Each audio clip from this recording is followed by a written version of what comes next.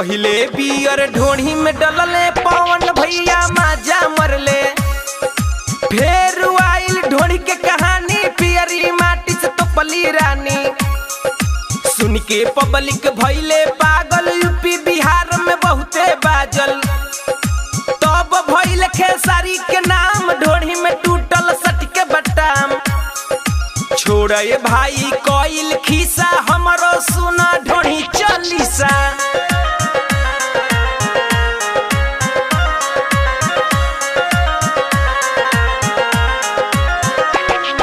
शिल्पी राज के बाजल गाना ढोढ़ी के नीचे बालू धियाना। कहाँ रहे मीडिया थाना जब अवधेश प्रेमी आई लोकेशन पे ढोढ़ी खूबे खोजाइल। प्रमोद प्रेमी चढ़े लागल ढोढ़ी में पानी अड़े लागल। तब अमित पटेल अइले ढोढ़ी में खूबे सलेंसर सटैले। इहे बा भोजपुरी के खिस्सा हमरो सुना ढोढ़ी चालीसा।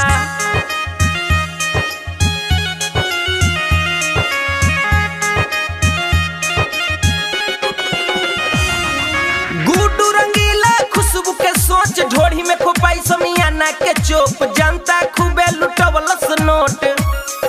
शशि लाल के जागल ताव ढोढ़ी जगे होई घाव। बुलेट राजा के आइल ढील द आज भर ढील द ढोढ़ी जन छील द। तब यल बेल वो सोक आइले ढोढ़ी में पचटकिया टकी गइले। छोड़े भाई कोइल खीसा हमरो सुना ढोढ़ी चालीसा।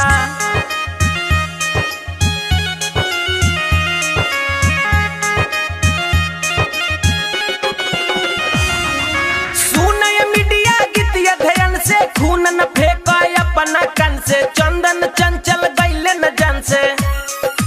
पतिया नतिया पटन बा देवरा ढोढ़ी चटन बा। बनावन न्यूज के बहाना गावे दीपक अनुराग के गाना। अमरजीत बबुआ साथे बा कहे बतिया साचे बा। छोड़े भाई सबक के खिस्सा हमरो सुना